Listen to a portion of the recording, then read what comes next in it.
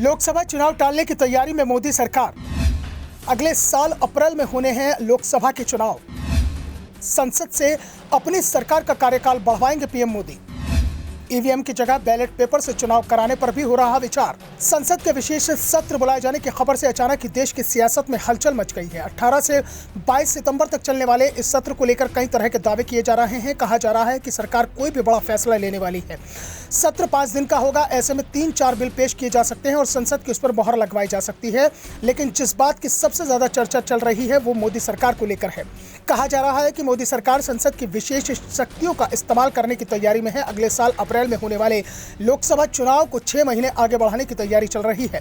अप्रैल की जगह लोकसभा चुनाव सितंबर-अक्टूबर में कराए जा सकते हैं और इसी के लिए संसद का विशेष सत्र बुलाया जा रहा है। अगर ऐसा होता है तो इस साल के आखिरी में होने वाले 5 राज्यों के विधानसभा चुनाव के साथ ही लोकसभा चुनाव के साथ होने वाले 4 और राज्यों के विधानसभा चुनाव भी कुछ समय के लिए टाले जा सकते हैं। ऐसी स्थिति में या तो इन राज्यों में विधानसभा का कार्यकाल बढ़ाया जा सकता है या फिर विधानसभा 6 महीने से लेकर 1 साल तक के लिए राष्ट्रपति शासन भी लगाया जा सकता है। सरकार कई उपायों पर मंथन कर रही है, लेकिन जो बात निकलकर सामने आ रही है वो संकेत दे रही है कि मोदी सरकार वन नेशन और वन इलेक्शन को लेकर कुछ बड़ा करने वाली है और इसी के चलते संसद का 5 दिन का विशेष सत्र बुलाया गया है।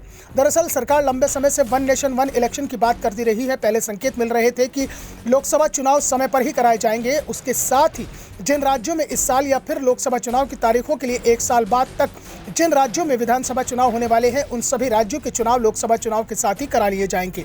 लेकिन सवाल ये भी उठ रहे हैं कि क्या इसके लिए चुनाव आयोग अभी तैयार है, क्योंकि चुनाव कराने का अंतिम फैसला चुनाव आयोग को लेना है, क्योंकि उसे चुनाव के लिए व्यापक पैमाने पर तैयारी करनी होती है। ईवीएम की व्यवस्था करनी होगी। ऐसे में चुनाव आयोग को और समय देने के लिए मोदी सरकार इस तरह का कदम उठा सकती है। वैसे संकेत तो ये भी मिल रहे हैं कि विपक्ष की ईवीएम को लेकर जो हर बार मांग हो रही है उसे हटाया जाना चाहिए। मोदी सरकार इस पर भी कोई बड़ा फैसला ले सकती है और चुनाव ईवीएम की जगह पहले की तरह बैलेट पेपर के जरिए करा सकती है। अगर ऐसा होता है तो फिर से चुनाव परिणामों के लिए लोगों को इंतजार और ज्यादा करना पड़ेगा। दरअसल विपक्षी दल जिस राज्य में चुनाव हार जाते हैं वहां वो जनमत को मानने से इनकार कर देते हैं और दावा करते हैं कि जनता ने उन्हें वोट ही नहीं दिया था।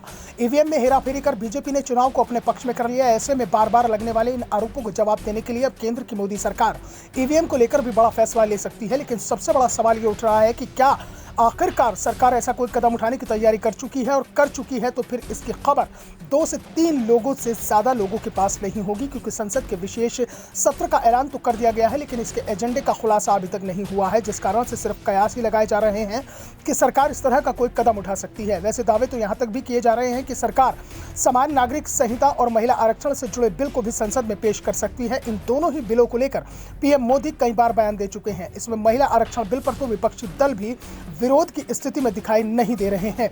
Bureau report, the Dhakad news.